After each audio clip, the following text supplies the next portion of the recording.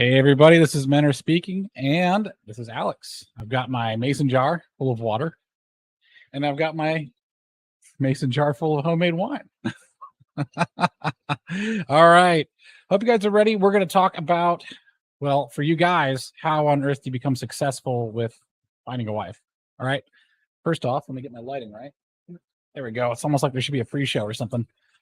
Okay. So my name is Alex. I've been married for 10 years. I'm 34 years old, 6 foot tall, and I make enough money. I don't know what else women care about. The funny thing is, women are pretty malleable. Okay. So I'm going to talk about the advantages. I'm going to give you guys a little pep talk. This is a little pep talk for you. The standards are yours to set if you know how to set them. It's all about just getting attention. This is true in sales. And if you want to know the people who know the minds of women the most, it's salespeople. Women make 80% of the consumer decisions. They make the vast majority of the demographic target for audiences of advertisements. Okay, it works. It works pretty well. Ladies get talked into pretty much just about anything. They believe in crazy stuff. They join cults. They buy, I don't know, they'll buy detergent because it helps Darfur or whatever thing they're doing this decade. That was what ladies cared about when I was a kid. It seems like ladies care about something different every other year. So how do we make them care about you? The trick to doing so is all about sales. So I'm going to talk about how to use salesmanship to your advantage. Yeah, ladies love astrology. So does Rory from Lotus Eaters. Ladies love a lot of weird stuff. Don't avoid that. Lean into it. Feel free to exude weird stuff on them. I'm just going to grab my classic image of a sales funnel. I should really just save this thing locally. I'm going to pull this up. All right, here we go. That's perfect. All right, I'm getting it going soon. All right, and I'm going to just share my other screen. Share screen. Boop, boop, boop. Okay, this is the key. This is the key to it. This is what I bring up every time someone wants to know about how to date or how to get married. This is what I bring up. Your sales funnel. This top here, your prospects, 90% of your work is going to be done on the prospects. Okay, 90% of your work is done on the prospects. The fact is you only need one customer, your wife. So this little funnel is going to lead down. You're going to meet lots of people. You're going to then start qualifying who's going to work out and who's not going to work out. And hate to say it, guys, but this is mostly her decision at the first start, right? Here we get a little bit more focused, okay? And then finally you close the deal. This bottom piece here is one person. There's one person at this bottom piece. Up here you might have 3 or 4 people that you're vetting to be marriage material, okay? Up here you might have, this is casual dating area, maybe casual, like maybe interested acquaintance is what I'm going to call it. 10 or 20 people in your entire lifetime, and prospects is going to be hundreds, if not 1,000 or more. So there we go. That's how you're going to find a wife. If I was going to give it to you really bluntly, that's how you're going to find a wife. I'm going to pull up my notes here. There we go. On my other screen. All right. So guys, you do have it easy. So once you've met your prospect and got her attention, you pretty much get to write the book on it. So I'm going to focus, since that's 90% of the journey, finding the woman, vetting her to make sure she's okay, right? Make sure she's going to work out. She's not crazy. After that, how do you get her attention? Okay. That's 90% of it. After that, all you have to do is not fumble the ball and you will seal the deal just fine. Okay. All right. So first off, I want to talk about some myths. Okay. One of the myths is that cancel culture or Me Too stuff is going to affect you. I have never had a problem with it. And if you're talking to the kind of girls that would be a concern for that, you're in the wrong place. That's a geographic problem. And that geography is located to wherever you happen to be at that time. Maybe that building, maybe that group of people, maybe that little side of the corner of the dance floor. Those kind of people tend to clump up, if you know what I mean. But it shouldn't be a consistent problem. And if it is a consistent problem, you're going to need to make a consistent effort to avoid those people. But they're pretty obvious. They're pretty obvious. Just ask them. I'm gonna have to make some questions or something about how do you suss out a person. Really easy ways to suss out if a lady's going to give you problems with that is ask her, about her exes or something like that. Like, bring up exes. First off, the way you ask a question to a lady is you don't ask a question to a lady. It's too direct. What you do is you offer a little bit of bait. So you'll say, like, I don't know, let's say you're at a party. Let's say you're at a social thing. Let's just say you're buying coffee and you're just having casual conversation. Hey, how's the weather? How's it, like, is it nice? It's getting warmer out. That's pretty cool. You should practice casual conversation with just about everyone you meet, by the way. And until it's just downright pleasant and you are just downright a joy to be around, you need to keep practicing, because it's not hard to be a huge joy to be around. Just be pleasant. All right, that'll open your prospects. Your funnel's going to open up a lot. After that, you can start a little small talk and say something like, I don't know, hey, I'm just trying to say, like, oh, I love this coffee. It really helps me unwind after some stress. So bring up stress. Okay. See if it's like you're trying to bait her into conversing about something that's going to incriminate her. You were a cop. Okay. Actually, if you watch a lot of like cop interrogation videos, those are really good videos of how to talk to people. Because what the police interrogator will do is appear as the person's friend, but really he's trying to sucker you into something. This is what ladies do all the time, so don't feel bad about doing it. Like, oh no, I'm duplicitous. It's like, no, this is a weapon that they use. You should also use it too. It's a good weapon. It's a good weapon. It susses out people without being direct. It doesn't convey your intentions, but it does get you the information you want. You know what I mean? All right. Anyways, so you don't have to worry about those penalties, about those types of people. They're pretty easy to suss out. All right. It's kind of in your bag, right? A lot of these ladies are starting to get very the demand is high, let's say, for a good husband. Okay. And if you can show that you're not like the other guys, then you've got the whole world in your bag. How do you not be like with those other guys? Play video games for less than 2 hours a day, have a steady job, have a reasonable accommodation, place to live, and you're already in the top 20 percentile of men. Keep a moderate figure. You don't have to be jacked. Okay. A lot of guys will become jacked. There's a law of diminished returns. Just look up that curve.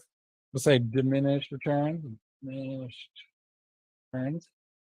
See if Brave will give me a good graphic for that. Come on, I don't need to see this AI generated whatnot. Yeah. Diminished returns. What are diminishing returns? Yeah. Okay. So for your diminished returns, your most productive stuff is, can you walk up a flight of stairs without breathing heavily? Like, honestly, it's pretty modest. Okay. Is your waist okay looking? And more importantly, are you getting better? Are you getting better about it? Like, ladies don't mind it if you're not terribly in shape, if they see you're getting better over time. That's the most important thing. The real diminishing returns is when you start going to the gym like an hour a day, every day. That is way more than you need to. I walk on the treadmill for like 30 minutes a day at like 3 miles an hour. I put it up to max incline, so it gives a bit of a workout, but and I do sweat. But I just have a treadmill. If I didn't have a treadmill, I'd just walk around for 30 minutes a day. It's not a big deal.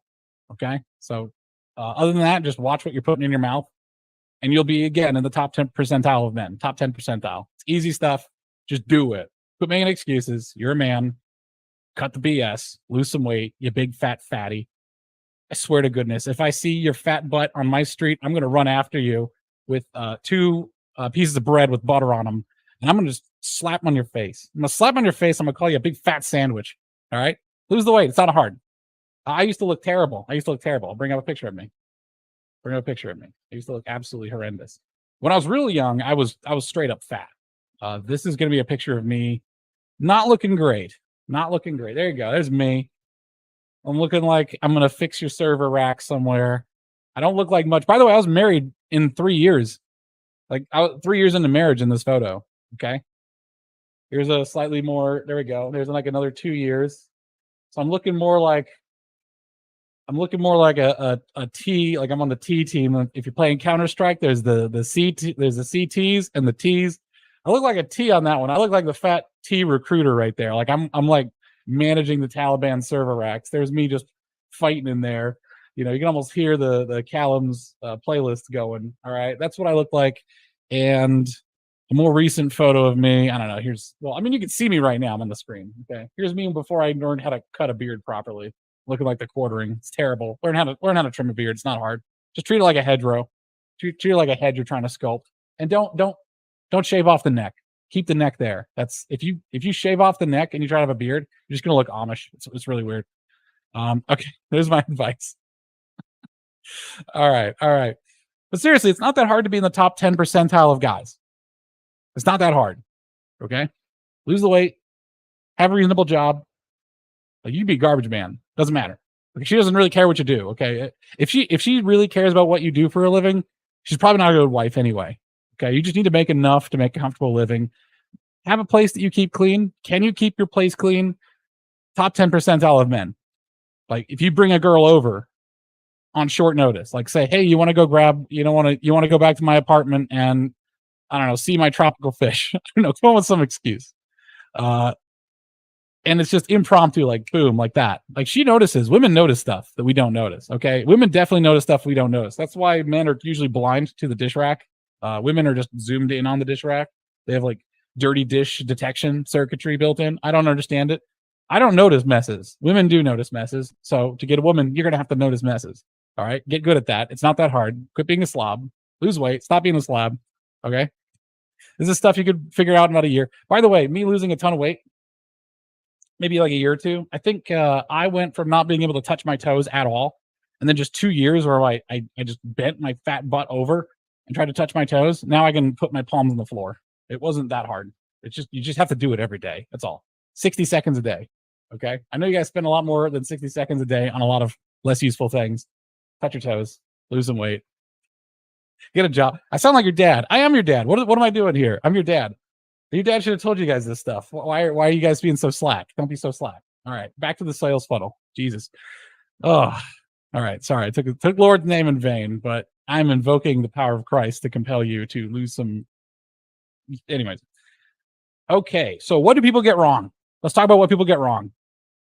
You're going to get some bad advice from people. A lot of bad advice is from people who are marriage counselors, who are gray-haired boomers, who are volunteer counselors of the church. I've been married for 35 years, and I know what. Now that, like, you don't know what it's like anymore. That generation's gone, and they're totally out of touch with children. The fact of the matter is that people used to have a template, a cultural template that they could lean on to know what they are marrying before they really knew her. But now that we're all atomized, you have to do all the freaking legwork yourself. Back in their day, you could just go in there with a firm handshake and just work at the factory. Yeah, I looked him right in the eye, gave him a firm handshake. I'm working at the factory now. I gave her a firm handshake, a firm something, looked her right in the eye, and now we're married. That's how it used to work. It doesn't work that way anymore. Okay, the trust is gone. Get over it. Your job is not to bemoan the past. Your job is to figure out how to forge into the future. You're a man, be a man. Okay, figure it out. We're adaptable. That's what we're supposed to do. Your ancestors were dying in the trenches by the tens of thousands a day. You can talk to a girl, lose some weight, touch your toes. We're not doing hard stuff here, okay, guys? But we have to focus, because this bad advice will cost you a ton of time. That's your most valuable asset. Never before has this is what actually is working against you guys. This is what is actually working against you guys, is that people are wasting your time like never before. Never before. Okay, not only is K through 12 education wasting like a decade plus of your time, college is finishing up that decade, right? So now you have 2 decades where you're, 15 years, 16 years, where you're just completely wasting your time. All right, you're working super hard. You can't go with Susie. You can't go to the dance with Susie. Susie's doing homework. You're doing homework. Everyone's doing homework. Everyone's getting fat, getting stressed, losing sleep, looking older by the day, feeling like crap, coping by taking Adderall, and no one's going to the damn dance. Okay, that the dance is way more important than anything else. You could learn about Chaucer any time in your life. Your time is being wasted like never before, and these old fogies who give you advice are wasting it even more. Every time these old fogies try to tell you some advice, they tell you to go to church, and that's probably that's mediocre at best. If you find a great church, then great. Hey, that's great. All right, but most churches are geriatric. It's like a nursing home. It's like a pre-nursing home. Most American churches, and maybe my international audience can tell me, Other churches feel like waiting rooms to the old folks' home. Like it's starting to get to that smell. It's starting to get to that ripe liver spot, smell. Okay. There aren't a lot of young people there. And if they are there, they're there for a week or two, or they're a charity case maybe that some old person dragged in and they're going to, I don't know, steal the toilet paper and run. I have no idea. It's not a great place because it doesn't do this funnel. It doesn't give you this funnel. You're not getting the prospects you need. That's why the advice is bad. Your funnel is crap. And let alone here, right? Now, it does seem like a waste of time if you're meeting a lot of people and none of them are actually making it into qualifications. But if you're not meeting a lot of people at first, then you need to fix that first and then maybe get into the qualifications. You can kind of consider the qualifications later on, but if you don't have a place where you're just meeting people, just in the mechanics of meeting people, you're not going to get there. So churches, yeah, Bleach Demon, thank you. It's like it's pretty bad.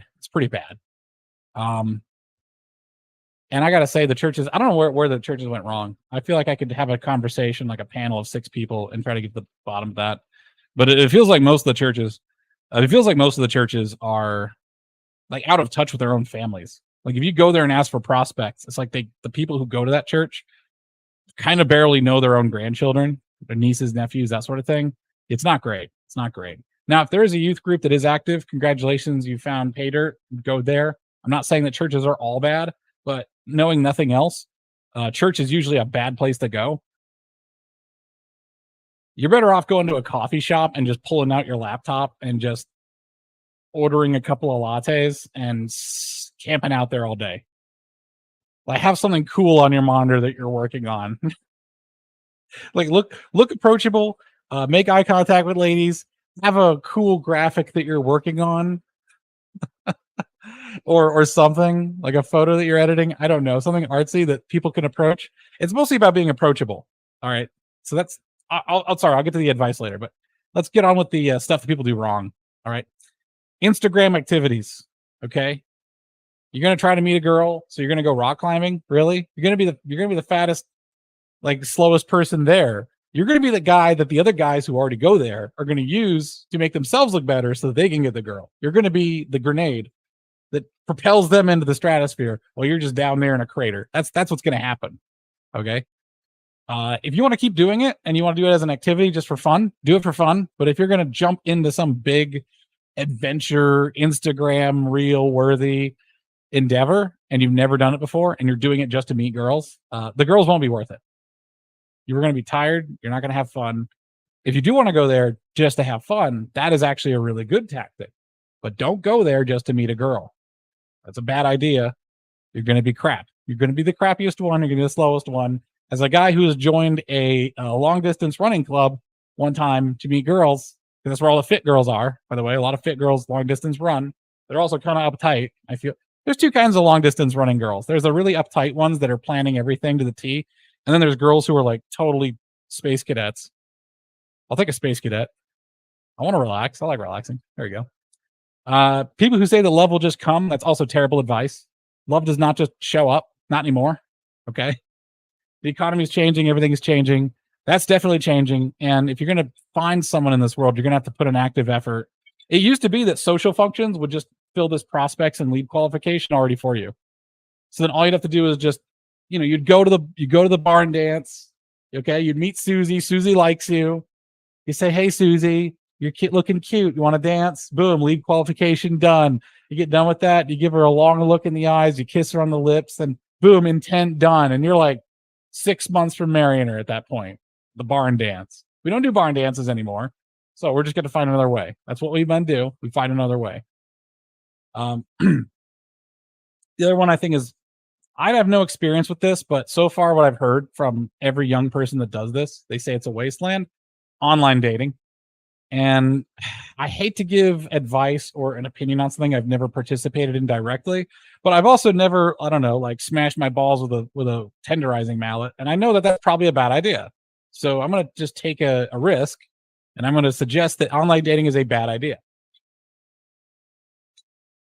Now, I have a logical chain in mind between me sitting here right now and then me putting my family jewels onto the butcher block countertop that I installed in my kitchen, taking a tenderizing mallet, which I don't own one, so I have to improvise one somehow. I think I've got a cocktail muddle. It's kind of like a wooden stick thing. I could probably make that work as a tenderizing mallet, and I could smash my own family jewels right there on that butcher block with the improvised tenderizing mallet. But I know in a logical chain that that's a bad idea. Okay. So I'm going to use the same kind of logical chain to say that online dating is a bad idea. And it's one simple fact: smashing your junk in the kitchen is painful. Online dating is subject to the Pareto distribution without any well, I'm not going to call them filters, without any blinders. Back in the day before the internet, people were kind of blind to whatever wasn't in their geographic area. When I was going to school in high school in 2005, 2006 is when I graduated, you would have girls that were like beauty models who worked at the ice cream store. Okay. So I'd go and if I wanted to talk to a girl, I'd go and do, there was a supermodel. I'd go to the freaking ice cream store and I'd say, "You look nice, Carly." And Carly would be like, "Oh, thanks. Don't you live like 4 miles away?" And as a boy, I'd say like, "Yeah, I just walked over here." And she's like, "Oh my gosh, you walked 4 miles just to come see me?" And she gave me free ice cream. True story. Okay. True story. She almost married me. It turned out we had some religious differences. That's fine. She was super hot. She's going to go make some other guy really happy. I think she runs a nail salon in Satellite Beach or whatever it's called. Just north of where they launched the rockets in Florida. Should know that. Titusville? I forget. Doesn't matter. Anyways, I went and bought ice cream and I talked to a girl and that almost translated to marriage. It's the prospects, right? It's just about getting the flow in, talking to people. And online dating, you're not really talking to people. You're just a text on the screen. There I was, 15-year-old boy, 15-year-old me. I wish I had a picture of me back then because I was kind of chubby. By the way, I think I'm thinned out by then. I was chubby as a kid and I just got taller. That was how I lost weight. I just got taller. Thank God. The sweaty, not chubby anymore, 15-year-old version of me was standing outside of an ice cream place about 6 inches lower than she was because I'm on a step down below. So I don't have a height advantage here. Okay. I'm looking about as unpresentable as humanly possible. But I was there. I was geographically there. And for those moments, I had 100% of her attention. Okay. That's what you want. You don't want 50% of her attention. You don't want 80% of her attention. You want 100% of her attention. Okay. And that's when I'm going to tell you what actually works. Okay. What actually works is you need to be there in person. All right. This online dating stuff doesn't seem to work very well. Like, unless your standards are just like rock bottom, like I'm just going to grab whatever I can get. Okay. So, which if you're like an old person, that could probably work for you. It's like, whatever, I'm just going to grab whatever I can get. I'm old. I don't care. I don't know. That's probably not our situation. That's not your first go-to. Maybe later, after a couple of years of failing at this, then you will just settle for whatever. But most people are pretty happy by themselves, and settling feels like a negative from being alone. I don't agree with that, but that's the way a lot of people seem to think of it. I saw a girl at Chipotle today that if I wasn't married, I mean, she was being super nice. Okay, actually, it's a good piece of advice to start off with. If you go to a place where you are being served and there's a person there who just has a good attitude, okay, make a note. And especially if she doesn't look that great, definitely make a note, because now she's not getting a lot of competition. Okay. Sometimes we just take what we can get, guys. Our tastes are malleable. You get used to it. I remember one time my little brother, sorry, I don't have a little brother, my little sister. She was annoying like a little brother. Anyways, my little sister would watch Cat Dog. You guys remember the show Cat Dog on Nickelodeon? Well, she would watch it all the time, and I hated it. It was terrible. Everyone's voice was annoying. It was stupid. It was in that era of cartoons. I mean, it's always the era of cartoons when you've just grown out of them. Right when you've just grown out of them, all the cartoons just seem terrible. She kept watching Cat Dog every day for months and months. And after a while, I got used to it. Okay. And then after a little while after that, I started to like it. And guys, sometimes if that's what you can get, there's no shame in just getting what you can like or learn to like. everything has been made. Our expectations are like way up here all the time. And I'm going to show you the picture again. I'm just going to do it again. Boom. That was me. That was me. Okay. That was the woman sorry, that was the woman. That was the man that my wife married. Okay. And here I am today, right? So things change.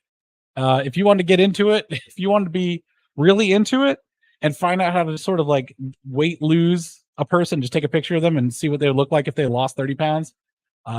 That's probably who you want to marry.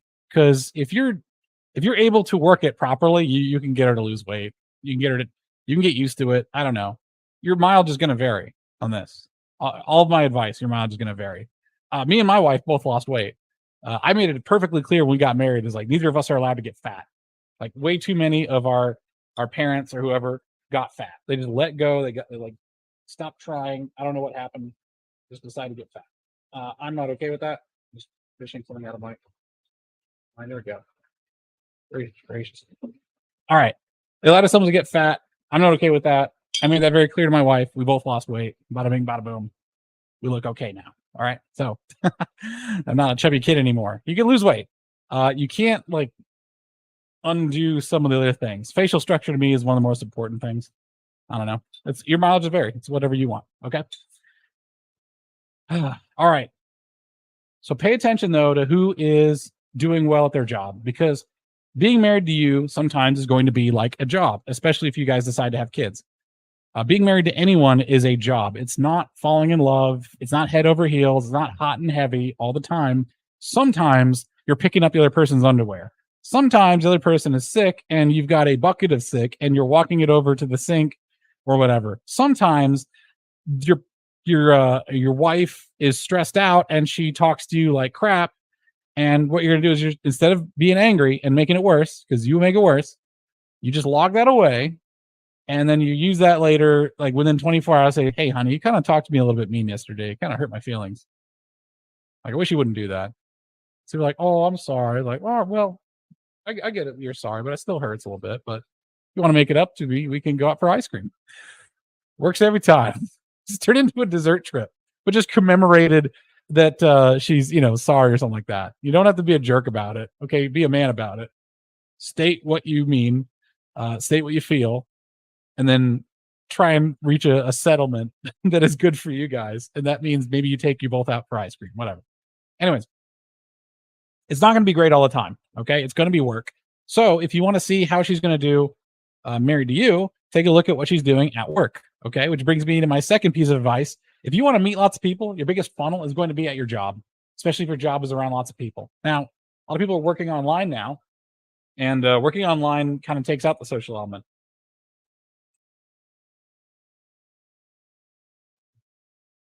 Chewing my ice away from the microphone. I wonder if I picked that up. But that's where you're going to meet the most people. So if I was going to give advice to, say, a woman, I would probably tell her to work as like a medical admin, right? That'd be a good place if there's like some throughput going through. First off, it makes you some money. Let's say you're working at a sports rehab center. You're the admin there. Okay, you're in constant contact with doctors, nurses, including male nurses. You're in constant contact with athletes who are now recuperating. You might even be able to like be that sweet part of their day. Okay, you're going to meet patients. You're going to meet the patient's family, all that stuff. You're just meeting people all day. You have a social job. Okay, that's why. Okay, people think that women just didn't work before the 1960s, before female liberation. That's not true. If you look at any movie of like a hard-boiled detective or a hard-boiled like police department from the 1920s or 30s or 40s or 50s, there's a lot of women working there, and they're typing. They're doing lots of typing. Okay, and usually what those women would do is they would meet the professional guys who are working there.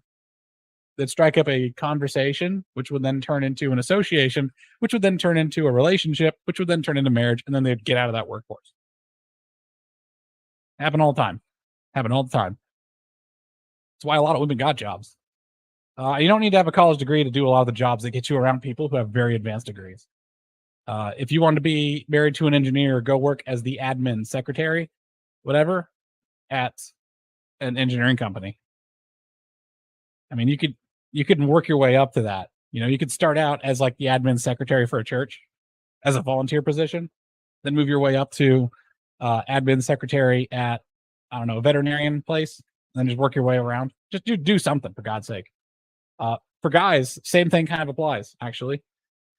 If you have an advanced degree or a job where you're just around lots of women and you are a prime mover in whatever the place that might be, okay, you'll get noticed, especially if the boss is giving you like, hey, good job, you, that sort of thing, especially if you have the respect of your other male coworkers. That feeds in. The camaraderie there is you rising up the social hierarchy of the men, and women will value that. Women care more about what men think than what they care about other women think. Okay, other women are sources of gossip. Men are like sources of knowledge, sources of like, we're more concrete to them. I don't know, something about us being taller and our voices deep. I mean, imagine if there was like a 7-8 foot tall dude walking around and his voice was deep and booming like Zeus. Yes, you will fix the copier. Like, you'd be like, yes, sir, I'll fix the copier. Okay, yeah, you got it. Whatever you want. That's exactly what you do. Okay, that's what us men are like to a lot of women. It's gotta be right. So just understand where you're coming from. And by the way, if you think that way too, you also might realize why a lot of women kind of feel threatened by guys.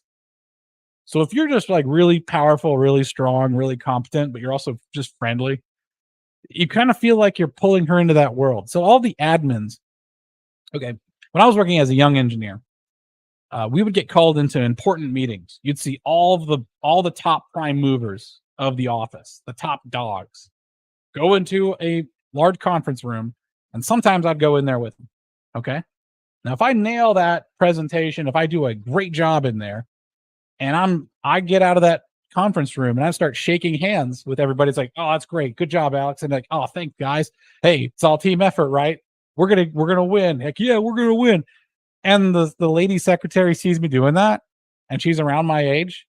Yeah, it's gonna be really easy for me to just walk over there, put one arm on her desk. Like, well, usually they have like a little ledge, the secretaries, that you can kind of lean on or put papers on.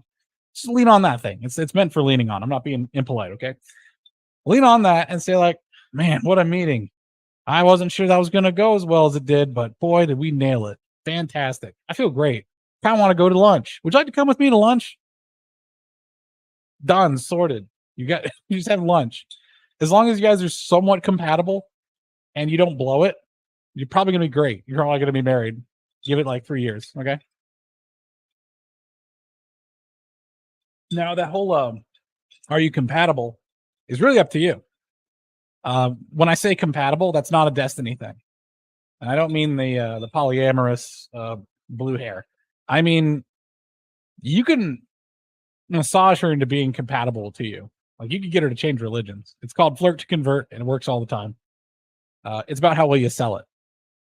That'll be like subsequent things we talk about. All right. But right now, let's just get the sales funnel in. Let's just get you some prospects. Let's get you working. You have to be around people all the time. You have to learn how to converse with people. So what you're trying to do is you're trying to get around the people. That's it. That's the top goal for prospects. Once you get into lead qualification, that is how well do you engage with them. Okay. So here's 3 exercises. There's 3 layers to social interaction on a low level just to talk to them. Okay. First off is small talk, tiny. I mean, the smallest of small talks, tiny talk. Okay. This is, hi, nice weather. That's the talk. And all you have to do is not, what this talk tells you is if you are successful, you are first off presentable. You don't give off any weird vibes. By the way, weird vibes is entirely up to what the women. Women have this weird hive mind where a certain type of guy will be weird. They'll just give off weird vibes. So just pay attention to the reactions. You're going to get rejected a lot as you get up to the giving good vibes. Being physically fit is actually helpful because it tells her that you respect yourself. And the corollary to that is if you are not physically fit, like reasonably, again, diminished return, right? Diminished return. Can you walk up a flight of stairs? Like, can you touch your toes? Can you lift 40 pounds with one arm if you're just like pulling lift a bucket full of water, right? That sort of thing. That's, if you could do all that stuff, you're fine.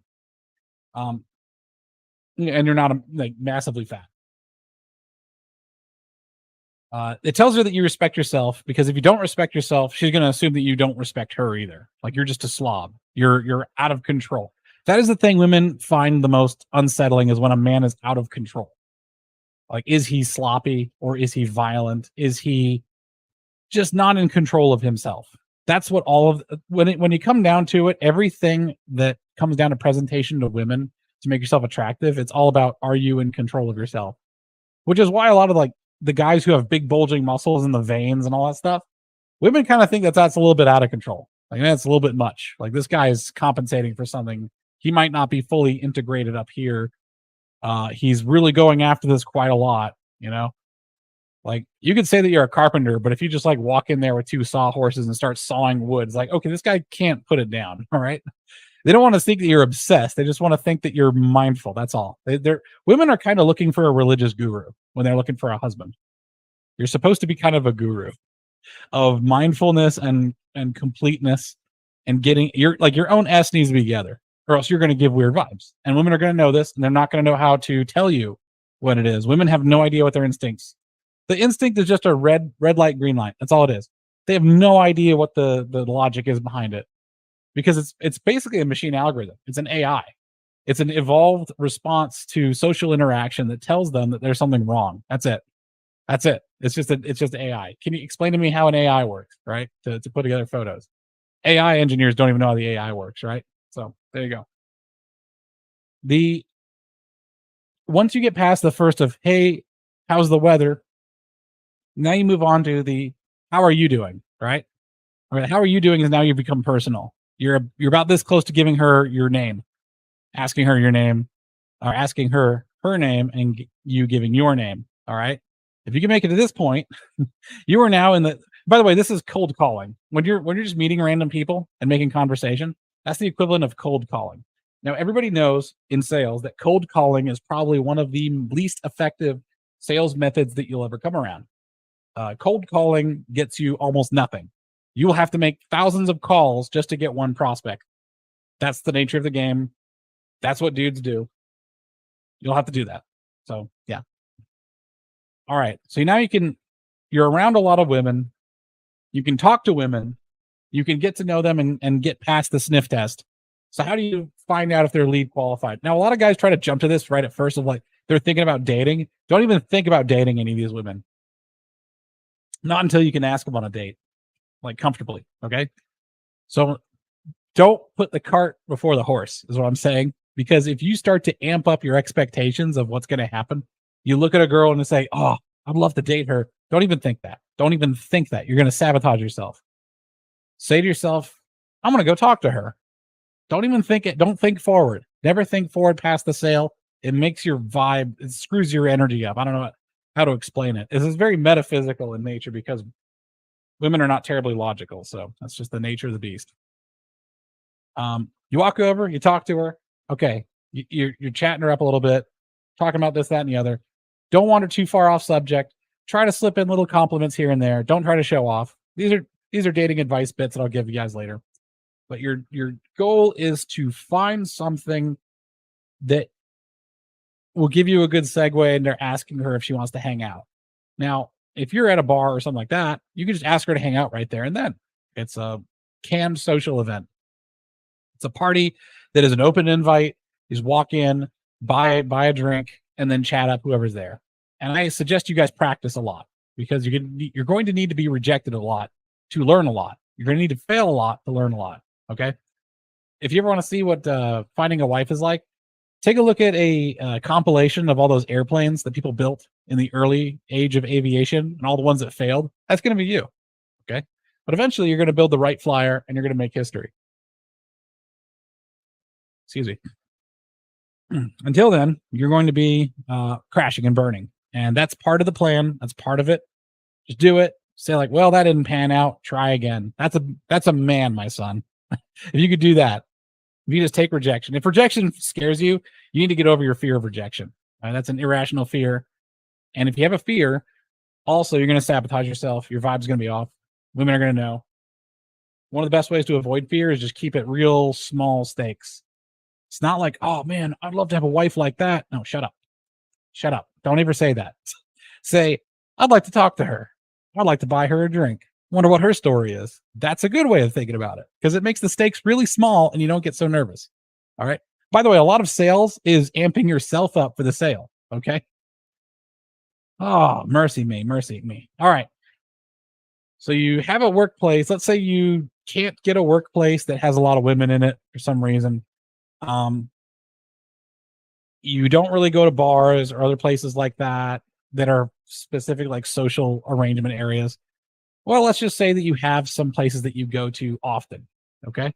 So now we're going to just take things that you do already and we're just going to streamline them for meeting people. So how do you do that? The way you do that is you consume with purpose.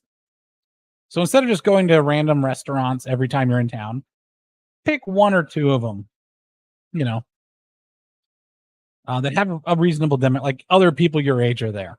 All right. Let's say it's Chipotle. I don't know. Let's say it's like a sit-in restaurant where you have a waitress. That's always nice. And obviously you're not going to go to Old Country Buffet. Okay. Maybe you'll go to someplace else, right? That's up to you to find it. Okay. I'm not going to tell you where that is. Go out and look for it. You're going to go to that place every time you go into town that you want to go eat. You're going to flip a coin. And if it's heads, you're going there. Okay. If it's heads, you're going to go to that place. If it's tails, then you just go to some other place if you want. But really what I'm trying to say is you have to have consistent haunts. What's best is if you're going to a place at the same time every week. So I have singing lessons from 11 a.m. to noon on Thursdays. After my singing lesson, because I'm done with singing, I can go over to a coffee place, one of my favorite coffee places, and buy a coffee drink. When I get there, Ellie and Chloe are just getting off of work. How do I know their names?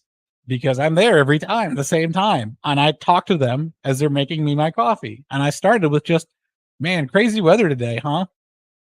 And then after like 4 or 5 visits, we're on a first name basis. That's how it goes. When I walk in there, she gives me a big, nice smile. I give her a nice smile.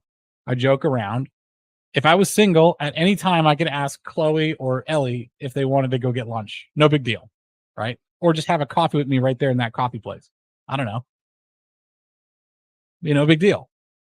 I only had to go there for like 6 times in a row for that to happen. So like 6 weeks. That's not a lot of time. I'm not saying like you should live at this coffee place.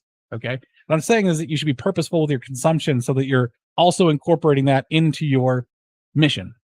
That's all. You're already consuming stuff. You're already going places. This is just to make this a little bit better. I went to Lowe's religiously when I first bought my homestead. Wouldn't you know it? There were women that worked at Lowe's and they started to get to know me. It was a little sad, actually. I spent a lot of money at Lowe's. Oh my goodness. But there are some pretty good looking women there. Again, the thing is, I'm married already, and I am meeting women probably every 2 months that I could ask on a serious date. All right. And it's just having a warm rapport when you first meet somebody. Like you have to talk to women. They're not that hard to talk to. They're more threatened by you than anything. So just walk around. My tactic is I actually just walk around. I'm super cheerful all the time. I've lived through a lot of stuff. I've almost died a couple times. I've been through terrible abuse. I've been through some really rough times.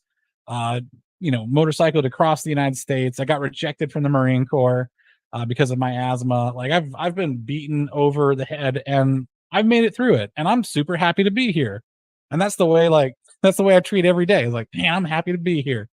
Sometimes stuff gets me down, but I've learned recently how not to let that get in my way. And now I'm way more approachable. Just be friendly, be happy all the time. Like be approachable. That's a good way of putting it. Be approachable, and then women might actually start coming to you. Second thing is be interesting. Okay. This will start to get your funnel going. And once you start to talk to them in a meaningful conversation, like, hey, what's your name? What do you like to do in your spare time? By the way, asking a woman that is really awkward. And yeah, it's really weird to ask someone what they do in their spare time. They're like, why do you care?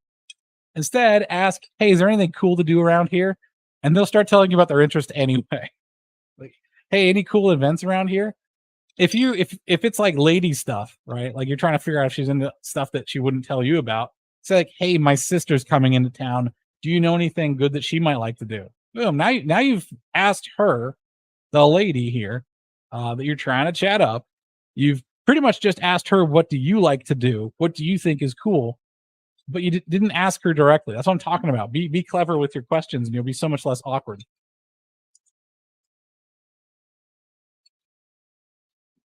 It also tells her that you have a loving family and you have visitors. Guys who have visitors are automatically more attractive. There was some debate on Twitter like a week or two ago where women didn't think it was attractive for a guy to have a house. That's the stupidest thing I ever heard. Man, I had a house, and when I was living in Florida, when I was in college, I had girls there like every couple of months, and they loved it. Like, the house looked nice. It was well put together. Okay. It was a little bit like a blank canvas. It was a little under decorated. And then sometimes think about it, and they like to hang out there. Like, yeah, have a house. It's bloody awesome. Like, because it also means that you can keep a house. It's very responsible. Like, it doesn't fall apart. All men should be able to maintain a house, and they should be able to maintain a car, and they should be able to maintain themselves, the fitness thing. That just tells the woman that you're in control of yourself. So if I was to give you a quick, easy set of steps, get in control of yourself. Okay. You know what you should be doing. So go do it. Cut the crap. Stop making excuses. Don't wait. Okay. Men don't have that much time. I know the red pill manosphere likes to say that we have all the time in the world. We don't. All right. 35-year-old guy is probably not going to date a 25-year-old girl. I don't know how she's going to find her. And if you can't handle a 25-year-old girl when you're 25, what's going to change in the next 10 years? We can have more money. The women barely, like, you weren't even getting the hello, what's your name? And you think more money is going to help you? No, it's not. Your attitude needs to help you. And you could do that at any time. So why wait 10 years? Okay. Just cut the crap. Besides, if more money was what made the marriage possible, then the marriage shouldn't be there in the first place, right? Like, if she's not going to be married to you while you're broke, but you're working your way up, like, you're broke, but you're putting in extra hours, or you're going to night school. All right. If she's not going to be with you during those times when you need her the most, probably not good to get. It might be better to look for women when you're on the down and out and working your way up, because at least then you know that they're honest. Like most guys who have a lot of money, they will mention that they've been married. Oh, she was with me before I made my money. It's a big deal. It's a big deal. Don't wait. Like, everybody waits.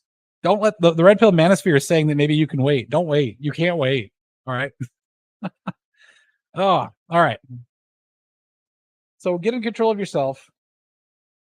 Start talking with people and practice the art of conversation. It's not that difficult to have the art of conversation. You're going to fail a lot.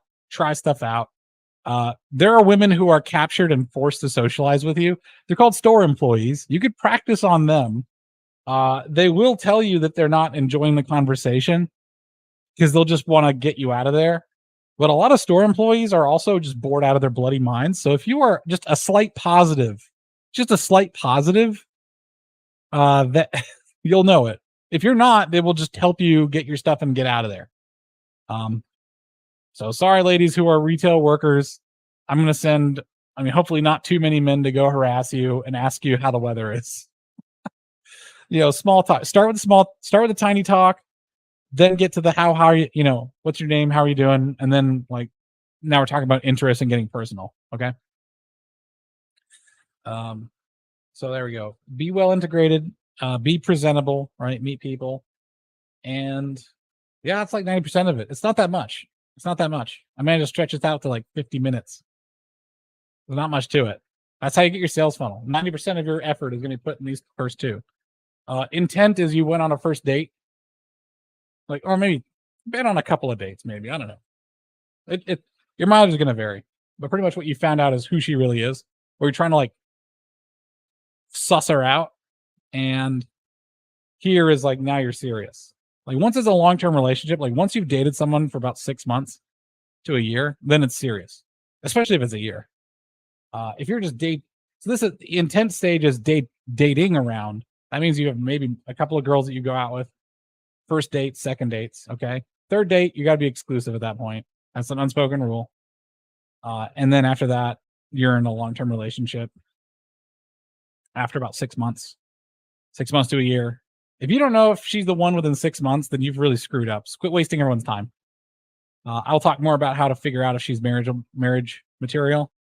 But do not disqualify women until you've gotten to the intent stage. You have no room to reject anyone, and you'd be surprised at who can grow on you.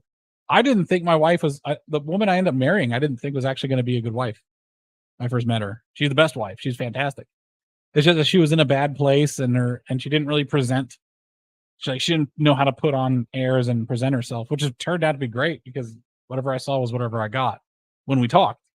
And after talking with her on the first date, we were like walking on the beach. I screwed up the timetable for the date, so we were there super early, which meant we have a lot of time to just walk on the beach and talk. And in the 3 hours of us talking on the beach, I just loved it. And she was great. She was very fun. And I was done. I was won over. And I gave it a shot. I just gave it a shot. I had nothing else. You got something else going on this Saturday? Huh? You dating a hotter chick? Yeah. You dating somebody else? No, you're not. No, you're not. Oh, I don't know. I'm not that into her. I don't care if you're that into her or not. As your surrogate dad at this point, you just date her. Just date her. Go bowling. I don't care. Just do something. Get off the couch. Get off your butt. Get out of do you like women or not? Okay. There's a woman. Go take her out. You got any other plans? No, you don't. At the very least, it's going to be practice. Okay. At the very least, it's going to be practice because you unsocialized like ham sandwich of a human being. You have no idea how to talk to women. Take this woman that you're not interested in and just go on a date. You'll be the least nervous in the world because you have nothing invested in it. Okay. And if you can't be charming in that, well, then bloody hell, right? Give it a try. And maybe you'll be the one who's rejecting her. Okay. Maybe you're the one who now turning people down. Okay. Wouldn't that feel kind of different? Maybe a different change of pace. You unsocialized sack of potatoes. My goodness gracious me. You don't have to hit the gym. Just go for a walk. Go for a walk. Stop putting that crap in your mouth. Learn how to cook properly. Lose some weight. Touch your toes. Talk to a girl. Take her on a date. I don't care if her face looks like a freaking, Mac at Night commercial. Okay. I don't care if her face looks like Baghdad. I don't care if her face looks like some Victorian painting. All right. That was done kind of not so well. Just take her on a date. You got nothing else better to do. We got to play video games. Practice. I don't know. You never know what's going to happen. You might find out that she's hilarious and charming and funny. That's what happened to me. The girl I dated had the personality. She was exactly like Daria from that show, Daria. You know Daria from Daria? She was just like that. She was like 90s Hermione Granger, right? With her big hair and everything. She was not, she was kind of funny. She would chuckle, but I didn't know anything about her personality. There was nothing that was really charming about her. I noticed that she had a nice butt and that was about it. And I was like, hey, you want to go on a date? You cardboard cut out with a nice butt. What do you want to go on a date? Go on a date. Turns out totally different person. People are very different when you're on a date. Okay. People are especially women. Women are very different when they're on a date. All right. You might find something charming in there. Give it a try. You're not doing anything better with your time. Bloody hell. If your dad never told you this, then the cosmos has sent me to be your dad right now and just ask girls on a date. I don't care if they're not. Oh, I don't care if you're. Oh, I'm not into them. You got to be into something. Okay. Get into something. We're all going to start calling you all sorts of names. Okay. Get out there and date a girl. Criminy. Oh, get that sales funnel going. Talk to people. Go outside. Put on the phone. Get off the internet. Internet's all fake anyway. It's all pornography. There are no women on the internet. There are no women on the internet. Okay, that's my new rule. You're not going to... The chance of you meeting a woman on the internet is about the chance that you're going to become some YouTube star. It's almost none. Go out there and have some fun. Okay? Golly. All right. This has been Men Are Speaking. This has been Alex. I'll see you guys next time. Bye-bye.